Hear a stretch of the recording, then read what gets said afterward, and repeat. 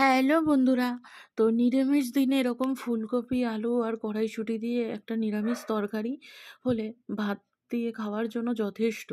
তো এটা খেতেও খুব ভালো হয়। তো চলো আমি কিভাবে আজকে রান্নাটা করেছি দেখাই। তো প্রথমে তেলের মধ্যে ফুলকপিটা দিয়ে হালকা অল্পই তেল দিয়েছিলাম। তেলটা অল্প দিয়ে গ্যাসটা সিমে করে ভালো করে প্রথমে একটু নাড়াচাড়া করেছি, তারপরে নুন আর হলুদ দিয়ে দিয়েছি।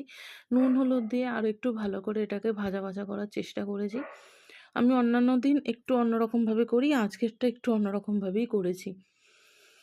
তো ফুলকপিটা মোটামুটি দেখো ভাজা হয়ে গেছে, দেখতেই পাচ্ছ। আমি একদম তেল কম দিয়ে ঢাকনা দিয়ে দিয়ে ভাজা করেছিলাম, বেশি তেল খাওয়া যাবে না সেই জন্যই। তো ফুলকপি ভাজার পর আবার একটু তেল দিয়েছি, তেলের মধ্যে আলু দিয়েছি, আলুটার মধ্যে আবার নুন হলুদ দিয়ে দেবো, দিয়ে আলুটা ভাজবো। নাহলে মানে কেমন একটা লাগবে, মেরা মেরা টাইপের। তো সেই জন্য তো এটা কালারফুল লাগবে।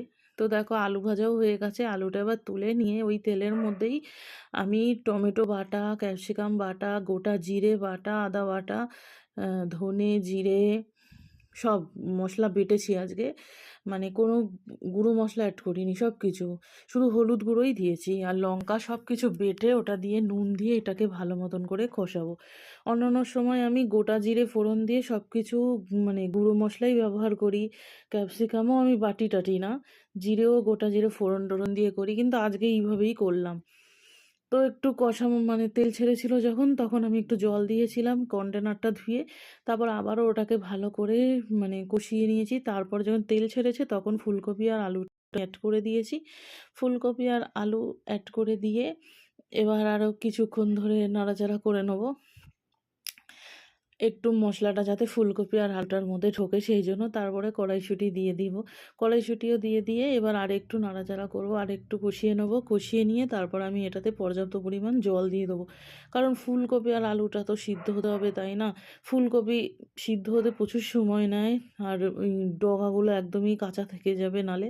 তো অনেকক্ষণ ফুটিয়ে নিয়েছিলাম, তারপরে দেখো ঝোল একদম কমে গেছে, কমে গিয়ে এরকম অল্প আছে। তো আরেকটু ফুটিয়ে নিয়ে তারপরে গরম মশলা গুঁড়ো দিয়ে দিয়েছি, গরম মশলা গুঁড়ো দিয়ে নাড়াচাড়া করে তারপরে আমি আমার এই ফুলকপি আলুর তরকারিটা নামিয়ে নেবো। একটু হালকা ঝোল রেখেছি, নাহলে ভাত দিয়ে খেতে কষ্ট হবে সেই জন্যই।